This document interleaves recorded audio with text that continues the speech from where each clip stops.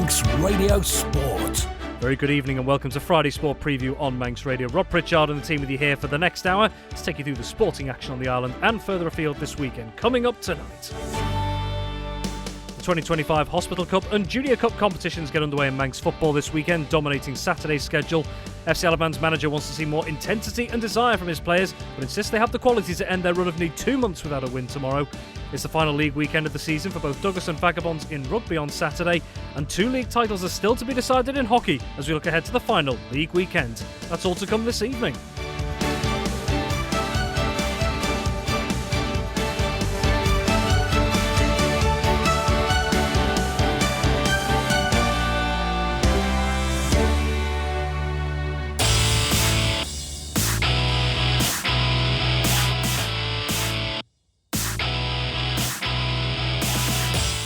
Good evening, welcome to Friday Sport Preview on Manx Radio. Over the next hour, we'll be taking the usual look through all the sporting action for the Isle of Man taking place here on Manx shores and further afield. We have been blessed in the last couple of weeks or so by some great weather. We're hoping it's going to be the same tomorrow with plenty on the line in football, rugby and hockey across the Isle of Man. Let's take a look at the footballing side of things to start with. It is cup competitions that very much take centre stage this Saturday. To go through all with us, as ever, is our football correspondent, Tony Mepham. Tony, good evening. Good evening, Rob. And as you say, the weather is absolutely superb. And I think some players now will be getting their mouldy boots out because the pitches are getting quite hard. And sure, one or two are complaining that too hard at the moment. Full fixture programme on tomorrow. We've got a full fixture programme on Sunday as well. So an awful lot of football to take care of this weekend. Indeed. It seems as a full programme, as Tony said there, as it stands. If there are any last-minute changes, we will, of course, let you know before those games get underway tomorrow. Let's take a look at those cup games. 2 competitions getting underway tomorrow, both the Manx Quality Sheds Hospital Cup and the Ascot Hotel Junior Cup. The preliminary round fixtures of both those competitions coming up. Let's start with the Hospital Cup, and there are numerous all-Premier League ties here, Tony, in the preliminary stage of the competition. One of those sees St John's United up against St George's. Yeah, and the news from St John's, I think they're pretty well full strength. So you'll be looking at Luke Murray, Callum Taggart will be in there as well. Dean Leese, who's been a little bit quiet in front of goal since he's come back, but I'm sure he's just getting back up to match fitness. But Andrew Chadwick will be influential in midfield. You've got Sam Ingham as well at the back. So they're looking really strong, St John's. Now, St George's, I think Chris Bass Jr. is carrying a bit of an injury at the moment, so he'll miss out tomorrow afternoon. But I think Sean Quay's suspension will have finished now. So you're looking at sort of Ashley Higginbottom around there. You've also got other quality players who can come up with the goals that Chris won't be able to provide. And I think it's just a question of St John's holding their nerve. They fancy their chances in this competition because the reason why there's some big teams to go out tomorrow as well when you look at some of the games near the bottom. But I think St John's at the moment, current form, scoring plenty of goals, will just take the result away from St George's. An all Division 2 affair over at Ballafletch because Douglas Royal, they'll be hosting Douglas and District, still yet to record a win in the league this season. Yeah, and I think Douglas Royal are happy with the way it's gone for them towards the end of the season. There's still games to play, but they've sort of cemented their place in Division 2. And it was a tough decision for them at the start of the season, Rob. And let's be fair, it was the right one because the club have been able to regroup and they'll be looking for next season to certainly put a challenge on getting promoted away from the Division 2. But against Douglas and District, the league table tells a story, tells you where the clubs are, and Douglas and District do struggle to score goals. This year they've struggled to get points, and I'm pretty certain it's going to be a tough afternoon for them. I'm going to go for Douglas Royal to go through. There's another all Division 2 affair as well, and this one over at Victoria Road. The newly crowned champions of Ardona Drug Limited Division 2, Braddon, who got the job done with that draw at Governors Athletic last week. They're up against Maloo, Tony. Yeah, and just looking at that game you've just saying there, Braddon against Governors Athletic, you would have expected Braddon to win that one. So whether the players just relaxed a little bit or whatever, I know they've got a big final coming up on Good Friday, so they want to keep themselves fit, motivated as well. But against Maloo have had their challenges with quite a few players not available over the last sort of 2 or 3 weeks. But, last week they got the game out of the way, and certainly against Braddon, it's going to be a tough one. Dan Kinraid up front's been in good form. His striking partner as well, Liam Kane, has been great in Division 2 for Braddon, and I'm sure he's looking for a good outing in the final on Good Friday as well. So I think Hospital Cup winners in this one, it's going to be Braddon. And this could be an interesting one, Tony, because this pits two sides who were both in Division 2 last season. Onken promoted, and they've successfully avoided the drop this season as well from the top flight. They're up against a Colby team who are still in the fight for promotion from Division 2 this season. Yeah, and I think where Onken have got to be careful on this one is certainly the strike force, because Carl Hickey scored a hat-trick last week, and when you look at his strike partner Steve Collister as well, they score plenty of goals, but Ollie Edge has been banging the goals in, which is good for him. And I think if Jordan Edge plays as well, you got 4 quality players there, and 4 players who can sort of mix it amongst the opposition. But Onken have stayed in the Premier League because they're good enough, and congratulations to everyone there that's worked so hard. It's a very young team, and they've got players in there of quality. They'll get better as they go, and I'm going to go with Onken just to beat Colby if they can stay nice and tight at the back. That's going to be the big problem for them.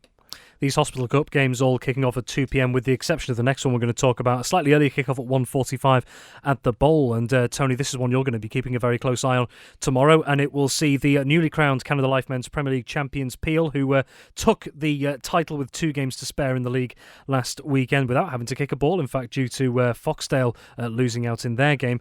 But they're up against a St Mary's side, Tony, 4th in the Premier League at the moment, and only just behind Ayr United in 3rd, and a positive season to date for St Mary's as well. Very much so, and I think it was just up to Christmas. I think I said to you, Rob, that I can see St Mary's having a massive part in the Canada Life Premier League Championship race in the sort of 4 months after Christmas, and they've certainly played a part in that. Certainly Peel will be happy with the way things have gone, and congratulations to everyone there on winning that Canada Life Premier League. We are working with them when to present it, because obviously that can be done. But it just depends what St Mary's have got available player-wise. When you look at the players that they've got signed, and maybe 1 or 2 of them aren't playing for FC Alaman, might just be able to come back in for them. But Peel, I know they celebrated last Saturday, and I don't blame them. And, when you've got, I think, 1 or 2 players might be missing for them, might make it a little bit closer for St Mary's. But I think that league win will make the difference, and I think St Mary's are going to have to work exceptionally hard, certainly defensively, to try and stop Thomas Brown going through. But I did hear a rumour that he might not be there, so watch this space. Indeed, watch this space. Well, all of the remaining 3 Hospital Cup preliminary round ties we're going to talk about, they're also all Premier League clashes. Now, one of those pits Moran, and it's been a tough old season for them, relegated from the Canada Life Men's Premier League, just 3 points this season in the league from their 23 games, up against Corinthians, 2nd in the Canada Life Men's Premier League. Now, Tony, obviously a vast difference between these two sides when it comes to the league standings, but for a one-off game in the Cup, what would this mean to Moran if they could cause a major upset here? I've always said that you need to finish, if you get relegated or you struggled as a club, you need to have a good finish towards the end of the season, because players just have positive thoughts and say it's not that bad, we'll give it a go next year. And from what I've heard, everyone's staying with Moran, which is brilliant.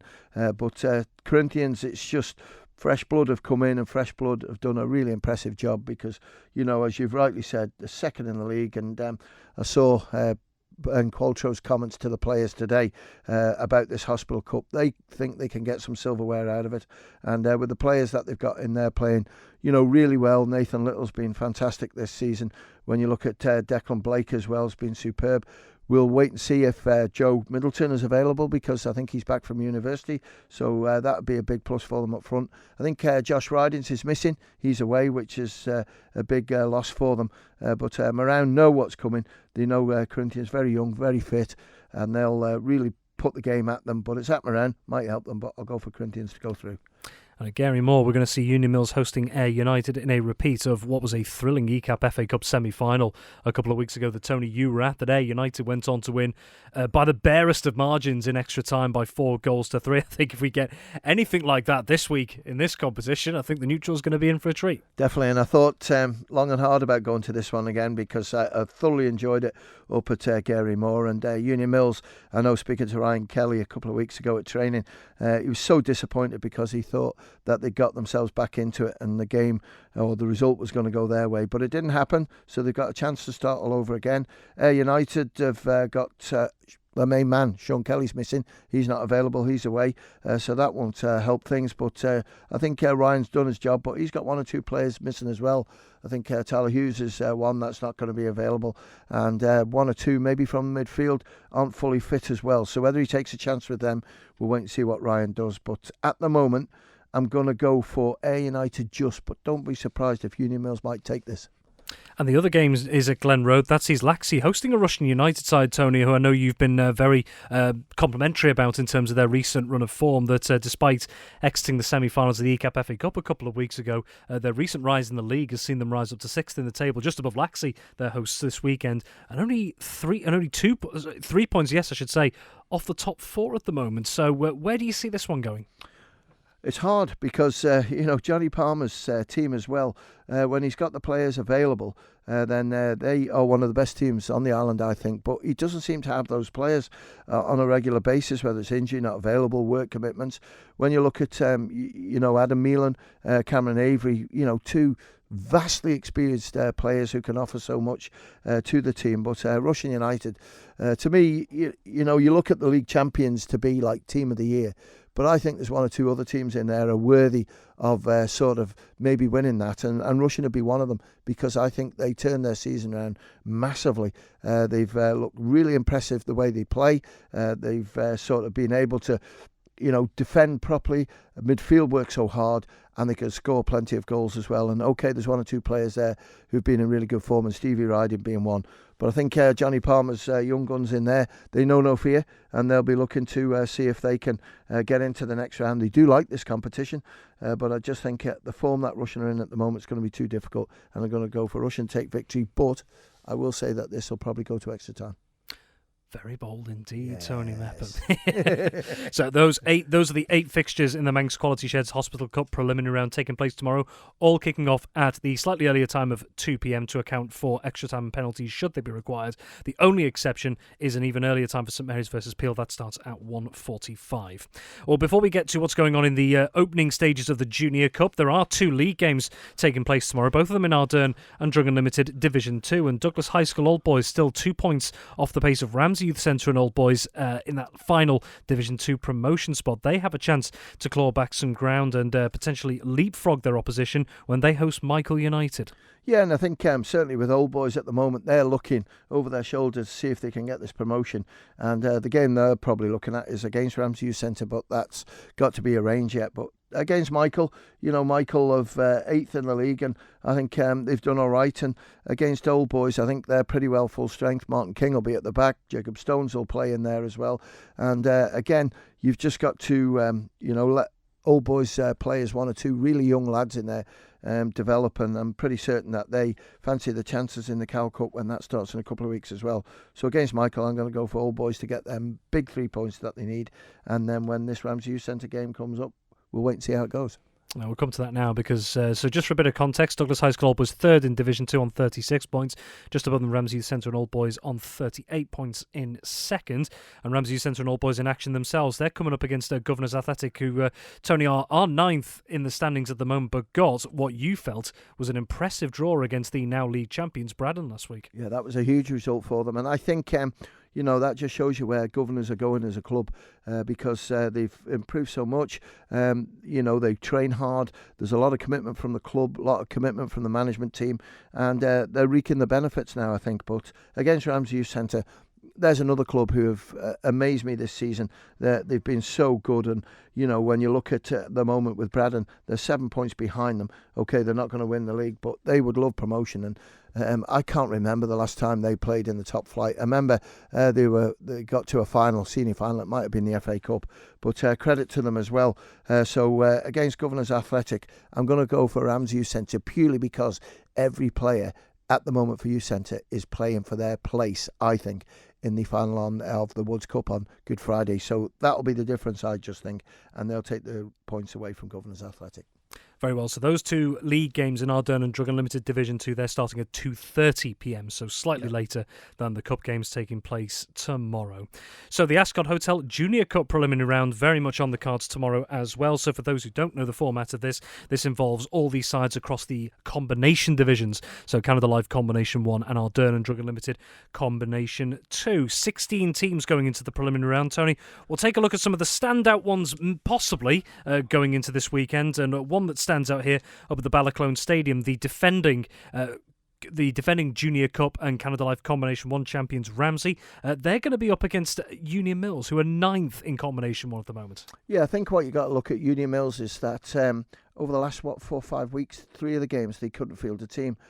So whether that's down to injury, not available or whatever, I'm pretty certain that maybe Union Mills might have missed out on getting 1 or 2 players qualified, because you have to have played 4 games in the combination leagues to qualify for the competition, and less than 10 for the first team. So I would think that Union Mills might just be 1 or 2 players short, and that'll play into the hands of Ramsey, as where Ramsey have had 1 or 2 injuries in the first team, so those players might be able to squeeze themselves into the starting lineup, and I just think Ramsey will start off as one of the favourites again. You always look for the top 2-3 teams in Combination 1, and usually your winner will come from that, but there could be twists and turns this season because there's some good Division 2 sides, but Ramsey to beat Mills, definitely.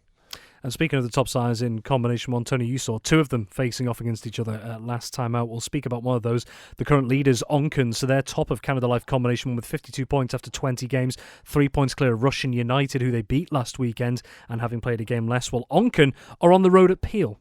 Yeah, and I think, Peel current form has been really good in Combination 1, and I think people there that sort of know Peel's young players and the older players that have qualified will think that they can do really well, but they're coming across a really good side, and I wouldn't say I've been critical of Onken, but just how they've been able to stay there, I do not know, and I can see now why, because they play some really good football. I don't think Josh Kenyuk, who scored a couple of goals last week, will be qualified to play for them in the Cup, but certainly the other players that they're in there, they play some tidy football, and with Ozzy at the back, I think they'll struggle to get past him. He's huge, he's tall, and he reads the game really well, and I think that's going to be a problem, but Peel, good players in there, but I just don't think they're strong enough to beat Onken.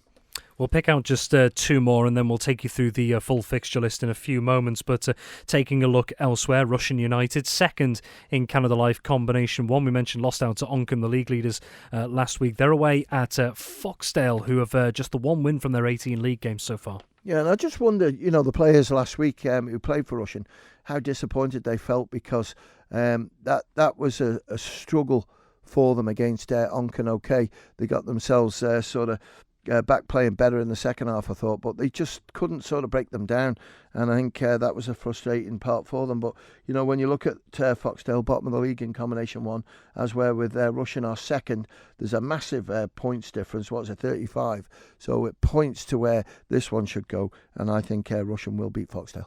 And one more that I'd just like to pick out, and actually looking through this, is a crossover between Canada Life Combination 1 and our Ardern and Drug Unlimited Combination 2, because we've got Colby, the Combination 2 champions, crowned quite a few weeks ago, in fact, stormed to the title this season. They're up against Laxey of Canada Life Combination 1, who are 2nd from bottom at the moment. Could this be a good measure for Colby of where they might fit into the whole combination setup next season?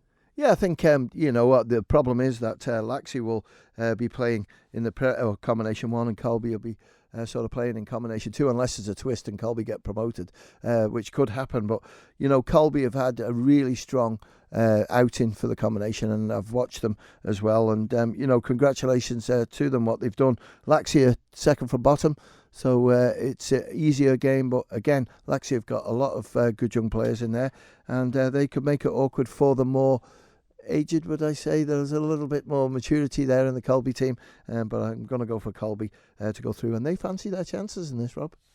Very well. So just to take you through that list in full before we move on, at the Ascot Hotel Junior Cup preliminary round fixtures, all kicking off tomorrow at 2 o'clock. They are St John's United versus Douglas High School Old Boys, St Mary's versus Douglas Athletic, which is being played at Springfield Road. So if you're heading down to that one, it's at Springfield Road, that one, so a slightly different venue. Colby are at home to Lexi. Jims will welcome Ramsey Youth Centre and Old Boys. Peel play host to Onken. Castletown host Corinthians. Ramsey will be welcoming Union Mills. And Foxdale are at home to Russian United. Well, Tony, just very quickly, 30 seconds, I think we should just give it a mention as well on Sunday among the games. The meeting of two of the big names in Canada Life women's football on Sunday at 2 o'clock, Corinthians and Peel. Yeah, it's going to be interesting to see where this one goes, because Peel have got 2 games left to play. They have to win them. And to win the league, if I'm right, they have to beat Corinthians by more than 2 clear goals, which is a big, big ask for them.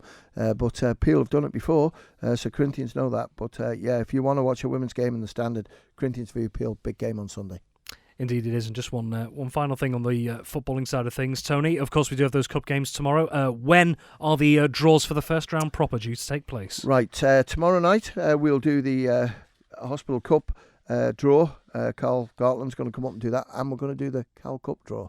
And then on Sunday, after we've got the results in for the Junior Cup, we'll make the draw somewhere in the evening. We'll get the officials from the FA to do that one, and we'll let the clubs know as soon as we can. Manx Radio Sport.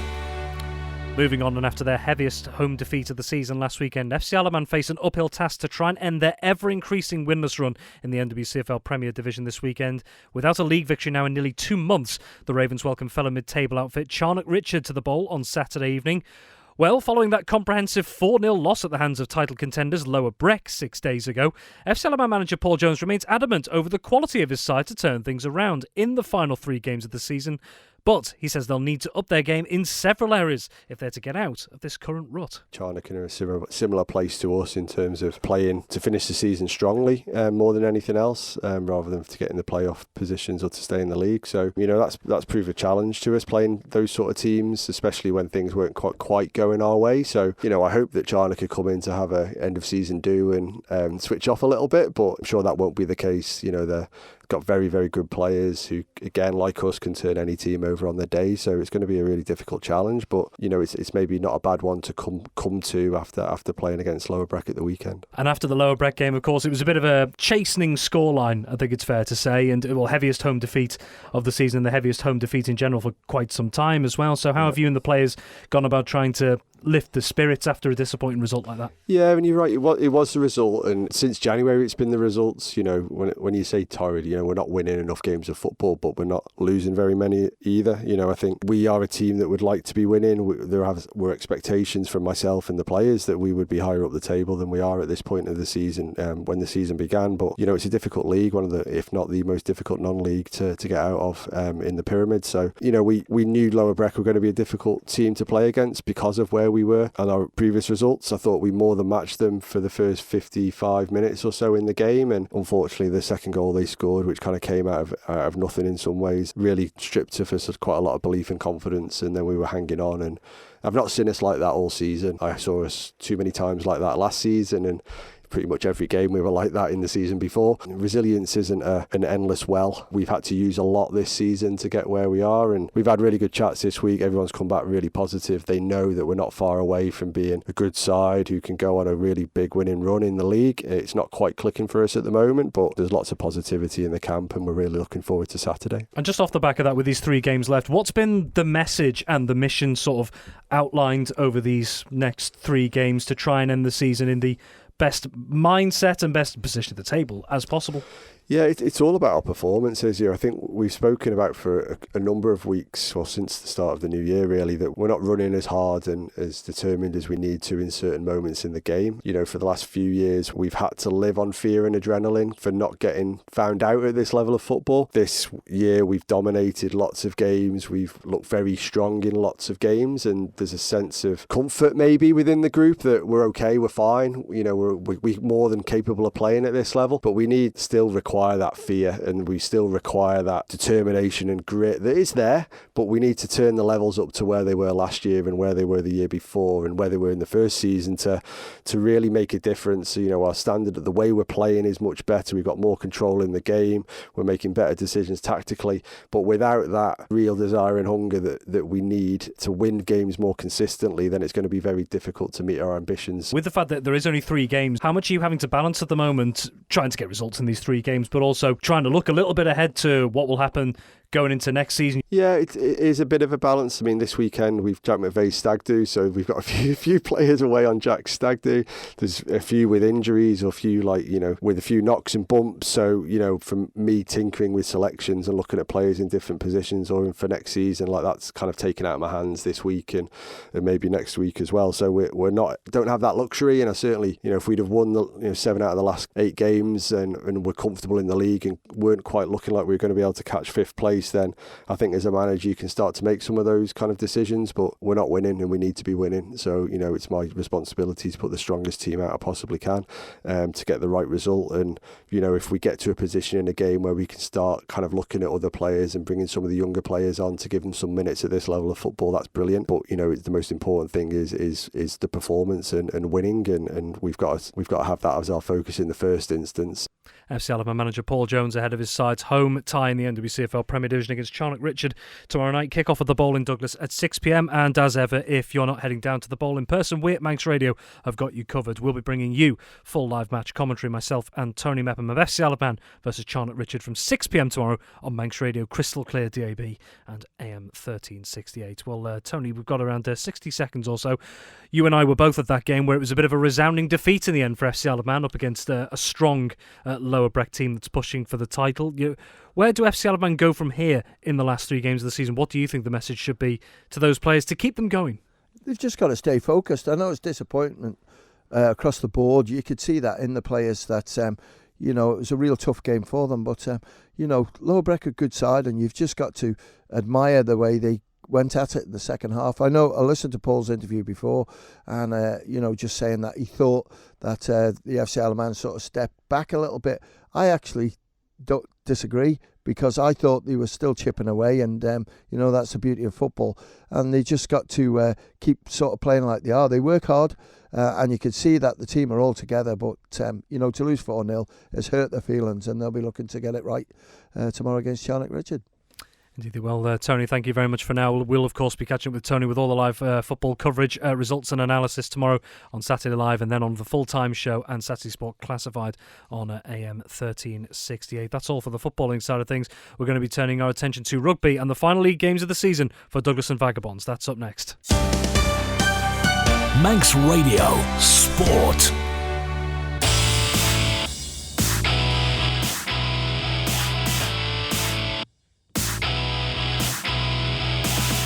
Welcome back to Friday Sport Preview on Manx Radio. Looking ahead to the sporting action this weekend, we're turning our attention to rugby, and it is time to wrap up the respective league seasons for both Douglas and Vagabonds going into this weekend. But if they thought it was going to be a simple coast to the finish, it looks like they're going to be proven wrong, because both have respective tough oppositions in both their leagues to end the campaign. To go through what's coming up this weekend, of course, we are joined by our rugby correspondent Dave Christian. So Dave, first of all, let's turn our attention to Douglas, their final game in Regional 2 Northwest this season. Now, Douglas, we understand it that if they were to finish 6th where they reside at the moment, this would be their highest ever finish. That's what we understand. But they're up against one of 3 teams that are still mathematically within the chance of taking the Regional 2 Northwest title, second placed Furwood Waterloo tomorrow. This could be a toughie.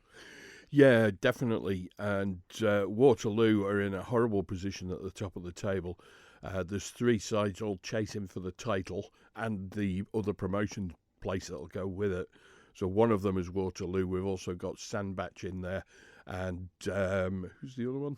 Can't remember off the top of my head. Bowden up at the top on 89. We've got Furwood Waterloo just 1 point behind on 88, and then Sandbach on 85. Yeah, so any one of those 3 are capable, and you have to sort of weigh up the fixtures. And I think Furwood Waterloo Coming to Douglas, it's going to be difficult for them. They did win 33-0 on the away leg of this fixture, but Douglas have been getting incrementally better as the season goes on, and they're going to be a tough nut to crack. I think the other teams up there, Bowden have a slightly easier fixture, and I think Sandbach potentially have a slightly easier fixture as well. The ball's really in forward Waterloo's court, but Douglas, Portishead, big crowd, 2:15 kickoff.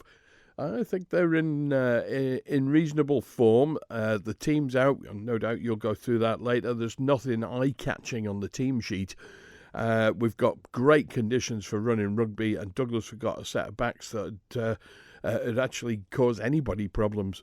They've got pace, they've got a little bit of guile. I see the switch from the team sheet, the one that sticks out for me is Jonty Cope going into scrum half and Nathan Robson going in the 10 jersey. Robbo is he's a natural scrum half, and since he's moved from Ramsey to Douglas just after Christmas, he's been their regular starting scrum half. However, they did play him a couple of games in the 10 jersey, and one of those was last week in the Manx Cup. And I think probably Phil Kringle's had his eye on this and potentially putting Jonty Cope in there in the 9 jersey just to see if that can make any difference in and around that channels on either side of the scrummage. Cope's got a bit of pace and a bit of power as well. Nathan Robson, a little bit of a slighter build. He's a tough little bugger though, but he'll fight his corner in there. But giving him the 10 jersey, he's got a great boot on him. Maybe this is Phil's master plan. Hopefully so, and we'll be there to cover that one for Saturday Live as well. Douglas, I think they're on a hide into nothing, to be honest, because 6th place isn't going to give them anything other than possibly their best ever finish, and there's no rewards or silverware for that. But they'll be looking at the results sheet and the stats, and they'll be saying to themselves, well, hang on, guys, we're not too far away from this here now. A 6th place finish, we can target those games where we just got picked off, maybe do a little bit of harder work during the summer so we're ready to hit the ground running when the new season starts. And we're not going to have that lull at the start of the season when results didn't go our way and then gradually grow into it. They need to be there and thereabouts right at the start of the season. And the other thing, of course, we talk about it regularly here, is consistency of selection. They've not been bad, but they were using Bryn Snellgrove a little bit at the start of the season for the home games. I'm not going to say Bryn's past it. He's always got it, and he's got an immense amount of natural talent. But that almost said to me that we had a home team and an away team. You want to get away from that if you want to be successful. You have to have your best team out every week, and that means getting commitment and buy-in from all the players to do the travelling. And that's where the difficulties arise, not just for the Isle of Man clubs, but for the clubs coming here as well, except they only have to do it once. And apologies if you may have heard a slight slip of the tongue from Dave Christian just before as well. But before we get to that Douglas team, very quickly, just on Furwood Waterloo, we've already mentioned second in the table, a point behind Bowden. But looking at the games that their nearest rivals have toward the top, Bowden are up against bottom of the table Eccles at home, whilst Sandbach, potentially tricky tie, they're away at 5th place Burnage as well. So Furwood Waterloo, and I think you said this in your pre-match report as well, you expect them to bring the strongest team possible, and why wouldn't you? No, definitely not.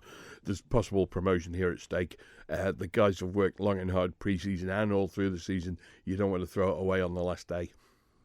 Well, let's take a look at that, Douglas. Starting 15, I should say. So numbers 1 to 15 in order are as follows. It is Ralph Clark, Gerhard Verzagi, Owen Carvin, Harry Cartwright, the captain Blake Snell, Blake Everson, Mark Oldfield, Liam Kirkpatrick, Jonty Cope, Nathan Robson, Callum Dentith, James Ross, Harry Hewson, Craig Martin and Kyle Martin, and 3 substitutes for Douglas to face Furwood Waterloo. They are Richard Bell, Connor Garland and Connor Stevens as well. Well, turning our attention to Vagabonds after what has been a long and at times tough campaign for them in Counties 3 ADM Lancashire Cheshire. Their league campaign is also coming to an end this weekend, but it looks like they'll also be facing a very tough test. They're up against second placed Salford-based club De La Salle this weekend. On the road at De La Salle are Vagabonds. Vagabonds second from bottom, and although Dave, they have picked up the odd positive result here and there, and De La Salle will be missing out on the title. Garstang crowned champions already. This still looks like a tough prospect for Vagabonds this weekend.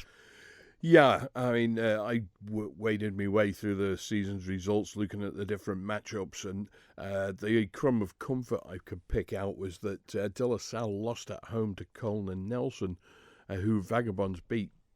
I'm not going to say easily because it was an extremely tough game, but they won 36-17 last week, nearly a 20-point margin.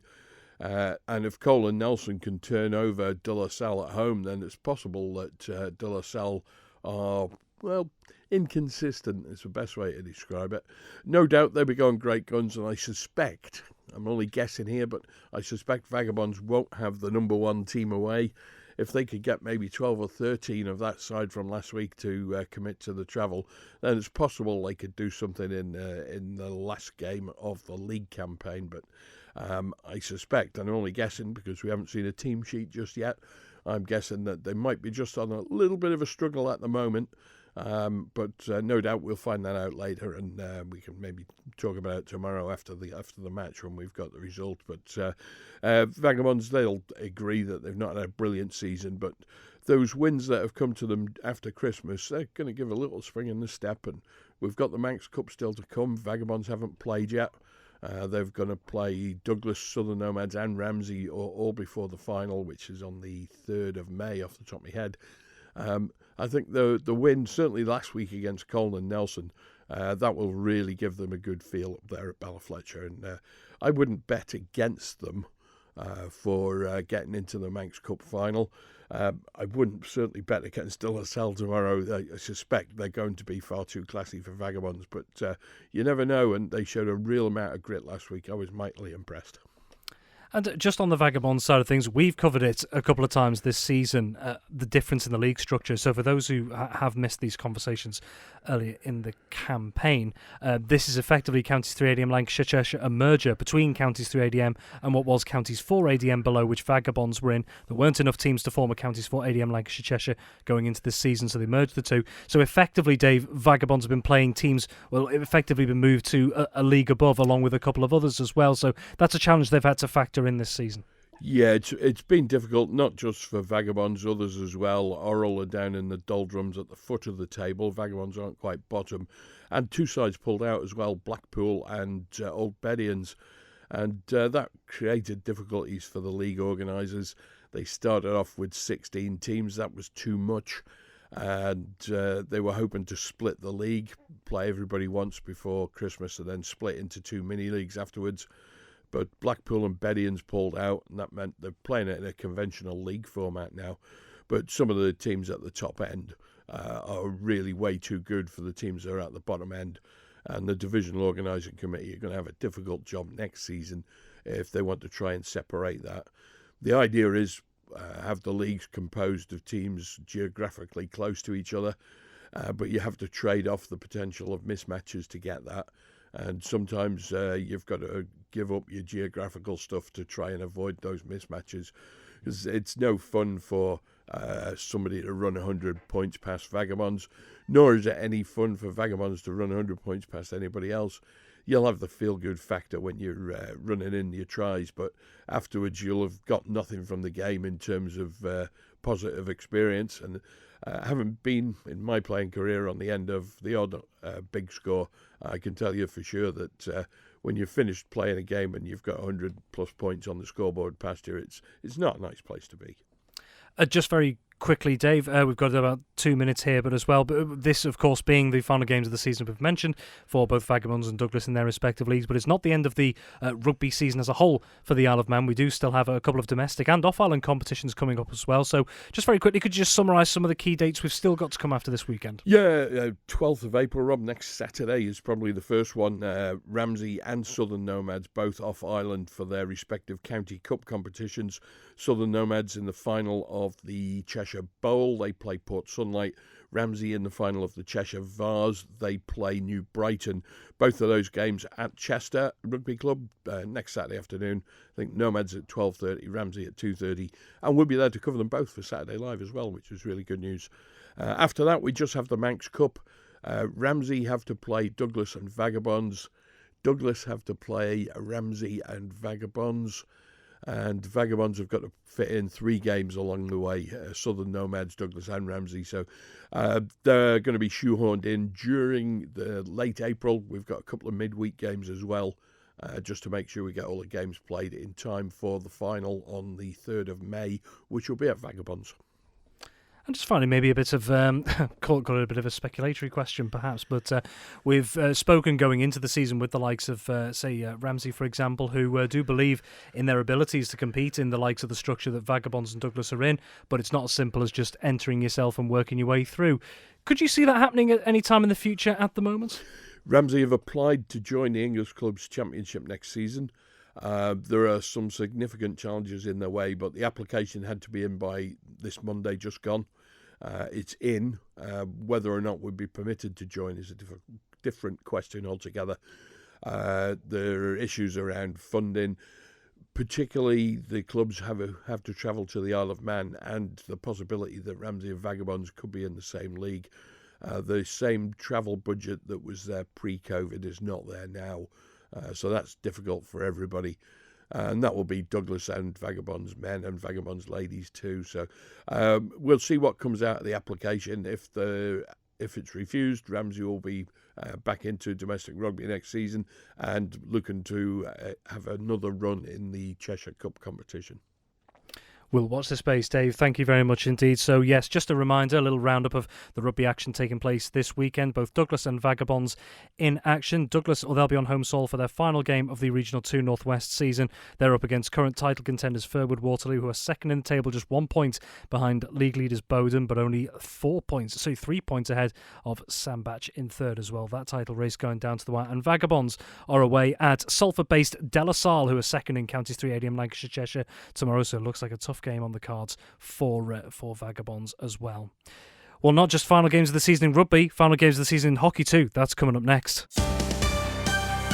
Manx Radio Sport.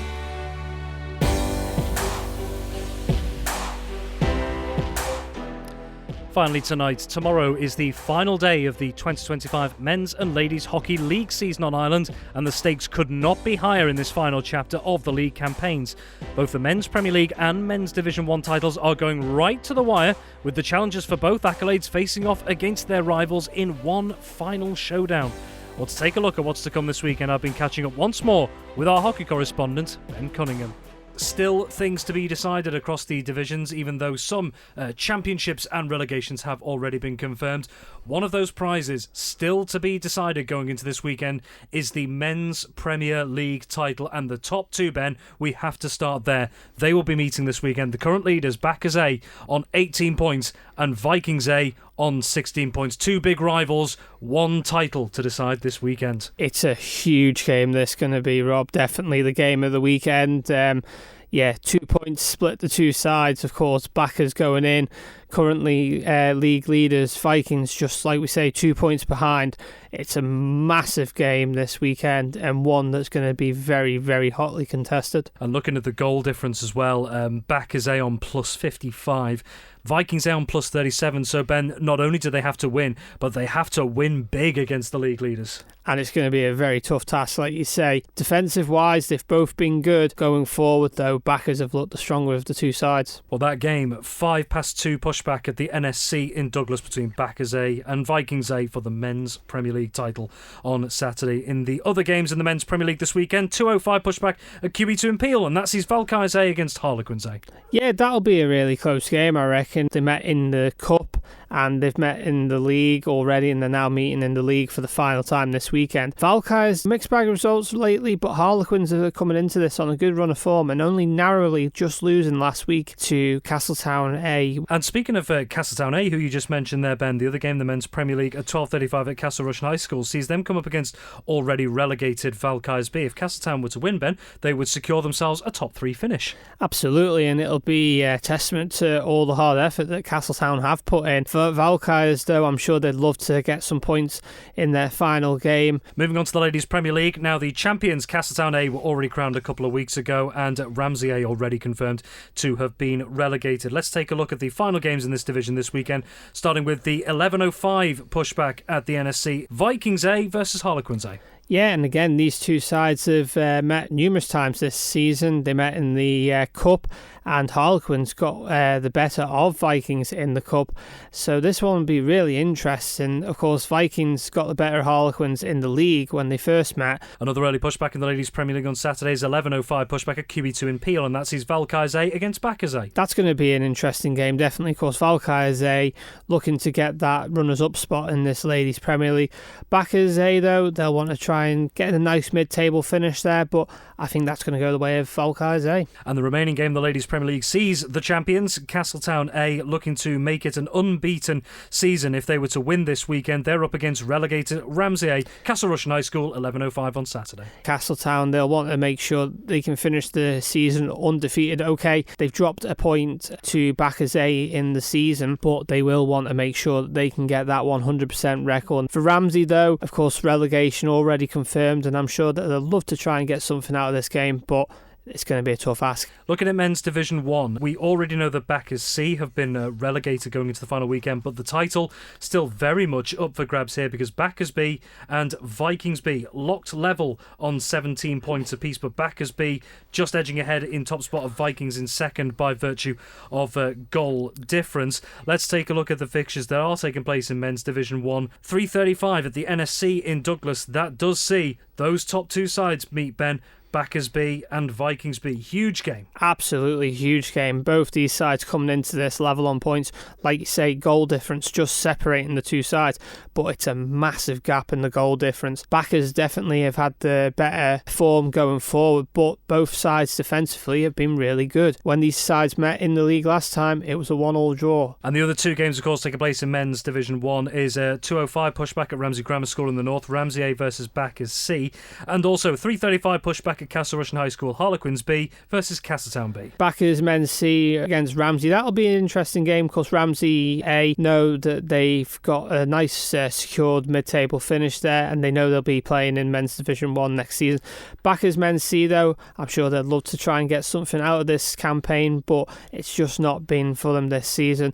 And then the other game, Castletown B against Harlequins B, I reckon that's going to be really close. Both these sides locked level on points. Again, only goal difference separating the two sides. The goal difference is in the favour of Castletown B. Looking at Ladies Division 1, the champions already decided, Castletown Ladies B.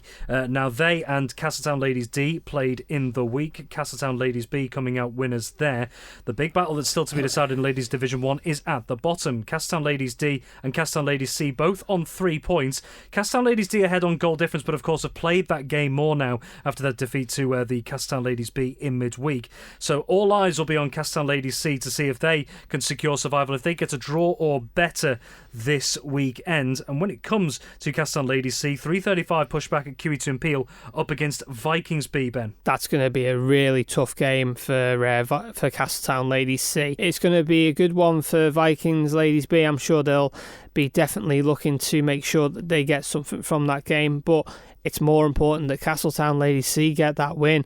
And the way things are looking, Vikings Ladies B have found a good run of form coming towards the end of this season. I think Vikings Ladies B will come away with a win. And the other game in Ladies Division 1 this weekend is 12:35, also at QE2 and Peel, and that's Valkyries B versus Backers B. This will decide who is going to finish in that runners-up spot. Valkyries Ladies B ahead by just 2 points, and they've been looking really strong. I umpired them last weekend, and they were really strong going forward. But then Backers Ladies B, they've also been really strong going forward. If it went down to goal difference, Valkyries Ladies B have got the better. Just a quick mention for men's Division 2. Now, that actually concluded last weekend due to the fact that it was a smaller division this season, just the 4 teams involved. Those fixtures have now all been completed. Valkyries men's C were crowned champions, just 1 point ahead of Vikings C, though, so very highly contested at the top of that league in particular. But ladies Division 2, still to be concluded. Backers Ladies C were crowned champions last weekend and going into this weekend. No relegation from this league, of course, but let's take a look at those fixtures taking place in Ladies Division 2 this weekend. 12:35 at the NSC in Douglas, Vikings C versus Harlequins B. That's going to be a really good game, I reckon. Both these sides, when they've met, it's been really closely fought. Harlequins Ladies B got the win last time these two sides met, and I'm sure they'd love to get the win and get the double over Vikings Lady C. And looking at the other games, Valkai C up against Backers C. That game unfortunately has been postponed. Backers Ladies C are conceding that game. Unfortunately, they're not able to field the team, so Valkai's Ladies C get that win. Indeed, and there is still another game to come in Ladies Division 2, and that's a later pushback, 3:35 at Ramsey Grammar School, and that sees Castletown Ladies E, who have just got the 1 point on the board this season, up against Ramsey B in fourth. If Ramsey B can get this win, then they could, and Vikings C lose, then they could leapfrog Vikings Ladies C to that third place spot. Castletown Ladies E, though, give them credit, a newly formed side this season. Lots of new players taking up the sport, which is great to see. Castletown, a load of teams in all the divisions, and it's been great to see that they've got such an influx of players coming through, and yeah, the future does look bright in Castletown's squads. That's just about all we have time for on Friday Sport Preview this week. Many thanks to my guests as always, Tony Mepham, Paul Jones, Dave Christian and Ben Cunningham. And don't forget that the sport action continues tomorrow on Manx Radio. We'll have live updates throughout the day with regards to football, rugby and potentially more besides, with Paul Moran and the team on Saturday live from 12pm until 4pm. The sports coverage then shifts to Manx Radio AM 1368, the full-time show from 4 till 5 and Saturday Sport Classified from 5 till 6. Thank you for joining us, and until next time, it is bye for now. Manx Radio Sport.